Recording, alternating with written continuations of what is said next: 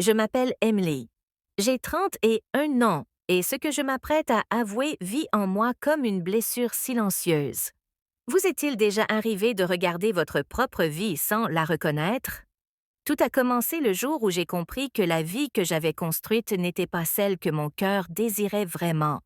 Quand j'ai épousé Jason, mon amour d'université, je croyais que nous étions inébranlables. Il était le genre d'homme que l'on admire, calme, posé, fiable, celui qui n'oublie jamais un anniversaire, qui s'assure que les factures sont payées et que la maison reste debout malgré toutes les tempêtes. Pendant des années, je me suis dit que c'était ça, l'amour, la constance, la fiabilité, le confort. Mais quelque part en chemin, le confort est devenu silence. Nos rires se sont éteints, remplacés par des emplois du temps et des soirées polies. J'ai essayé de me convaincre que c'était normal, que le vrai mariage parlait moins de papillons et davantage d'endurance. Mais au fond de moi, il me manquait le battement, l'élan, la sensation que l'amour pouvait encore me couper le souffle. Puis il y a eu Noah. Il n'était pas un étranger, c'était le plus proche ami de Jason, quelqu'un qui faisait partie de nos vies depuis des années. Et pourtant, soudain, il était différent. Il dégageait une énergie qui remplissait chaque espace où il entrait, une énergie qui rendait tout un peu plus vivant. Là où Jason planifiait chaque chose à la minute près, Noah vivait à l'instinct. Et quand il me regardait, c'était comme s'il voyait la part de moi que j'avais oubliée. Tout a commencé innocemment. Des plaisanteries partagées, des regards rapides, des conversations qui s'étiraient plus longtemps qu'elles n'auraient dû. Je me disais que c'était sans danger, mais peu à peu nos mots sont devenus chargés, nos silences passent étaient plus lourds. Chaque fois qu'il passait, mon cœur me trahissait, s'emballant d'une manière que je ne pouvais pas contrôler. Mais que se passe-t-il lorsqu'un seul instant change tout? Un soir, alors que Jason était en déplacement, la frontière entre l'amitié et autre chose a disparu. Un regard s'est attardé, un souffle s'est suspendu, et dans cet instant unique, l'air était électrique, dangereux. J'aurais pu reculer, j'aurais dû, mais je ne l'ai pas fait. Quand cela s'est produit, ce n'était pas seulement du désir, c'était une libération. Des années de désir silencieux ont éclaté d'un seul coup. La culpabilité a été immédiate, vive. Mais en dessous, il y avait quelque chose que je ne pouvais pas nier, une part de moi qui s'éveillait après des années de sommeil. Après coup, je me suis regardée dans le miroir, cherchant la femme que j'étais avant cette nuit-là. Elle avait disparu. Celle qui me faisait face était à la fois terrifiée et vivante. Je me suis dit que c'était une erreur, que je pouvais l'enterrer sous le silence. Mais certains secrets refusent de rester silencieux. Jason est rentré, a embrassé mon front et m'a dit qu'il m'avait manqué. J'ai souri, faisant semblant que rien n'avait changé, alors qu'à l'intérieur, j'avais l'impression de me tenir sur du verre brisé. Chaque mot, chaque geste était une comédie. Et pourtant, Noah persistait dans mes pensées. Sa voix, son regard, le souvenir de la façon dont mon prénom sonnait quand il le prononçait. Les jours se sont fondus en semaines.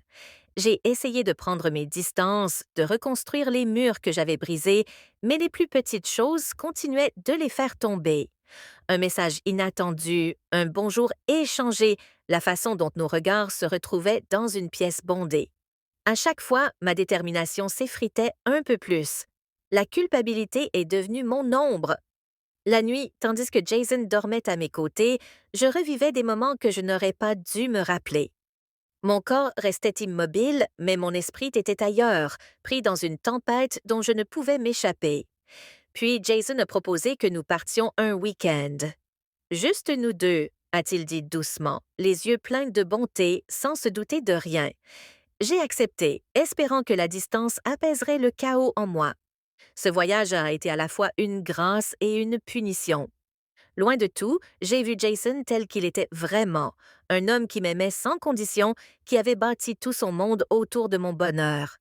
Je l'ai regardé rire près du feu, me prendre la main, et je me suis demandé comment j'avais pu perdre de vue un amour pareil. L'espace d'un instant fugace, j'ai cru pouvoir revenir pleinement vers lui, que la tempête en moi pourrait se dissiper en calme. Mais quand nous sommes rentrés, Noah était là, Un seul regard et chaque fragile parcelle de contrôle que j'avais construite s'est effondrée. La vérité m'a frappé de plein fouet. Je ne pouvais plus vivre dans deux mondes. La sécurité silencieuse de l'amour de Jason et l'attrait sauvage et dévorant du toucher de Noah ne pouvaient pas coexister. L'un détruirait l'autre et tous deux me détruisaient lentement. Aujourd'hui, chaque matin pèse plus lourd. Le sourire de Jason porte une confiance que je ne mérite plus. L'absence de Noah ressemble à une blessure qui refuse de guérir. Je traverse mes journées en faisant semblant que tout va bien, mais à l'intérieur, c'est le chaos. Une tension constante entre la culpabilité et le désir, la sécurité et l'élan. Je ne sais pas comment cette histoire se termine. Peut-être que la vérité éclatera et réduira tout en miettes. Peut-être que je la porterai en silence jusqu'à la fin de ma vie. Tout ce que je sais, c'est que ce que j'ai ressenti avec Noah était réel, brut et effrayant, mais réel. Et parfois, les choses qui nous ruinent sont les mêmes que celles qui nous rappellent que nous sommes encore en vie. Maintenant, des bougies, mon vin préféré, la chanson de notre mariage en fond sonore. Mais pendant qu'il parlait, je n'entendais qu'Adam. Sa voix, son rire, ces mots qui résonnaient dans ma tête. Tu mérites plus, Rachel.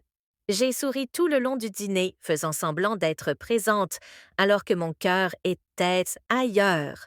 Plus tard, quand Michael s'est endormi à mes côtés, je suis restée à fixer le plafond. La culpabilité m'a traversée comme une tempête. C'est à ce moment-là que j'ai compris la vérité. J'avais dit oui à tout, sauf à la seule chose qui comptait vraiment, l'honnêteté. Le lendemain matin, je suis allée au travail et j'ai demandé à Adam de prendre un café à l'extérieur du bureau. Il avait l'air surpris, peut-être même nerveux. Assis l'un en face de l'autre, je lui ai dit que je ne pouvais plus vivre dans cette zone grise que nous avions créée. Tu as été gentil avec moi, ai-je dit. Tu m'as rappelé que je suis encore vivante, mais je dois retrouver ce sentiment sans toi. Il est resté silencieux un long moment, puis il a hoché la tête. Tu es plus forte que tu ne le crois, Rachel, a-t-il dit doucement, et c'est peut-être ça que tu devais découvrir depuis le début.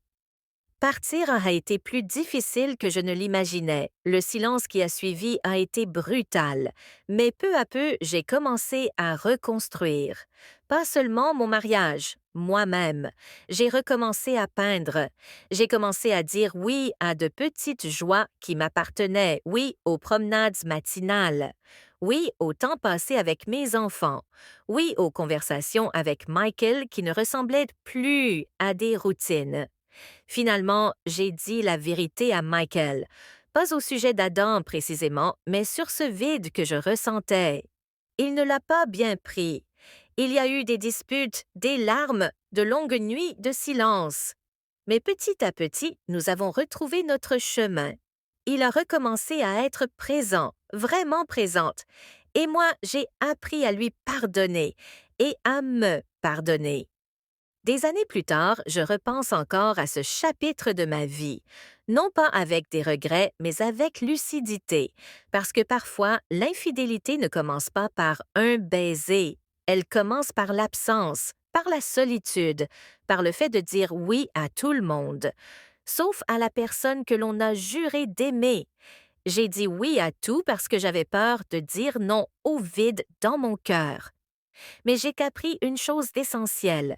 Le véritable amour n'est pas d'être toujours heureux, c'est faire face à la vérité, même quand elle fait mal, et choisir de reconstruire plutôt que de fuir.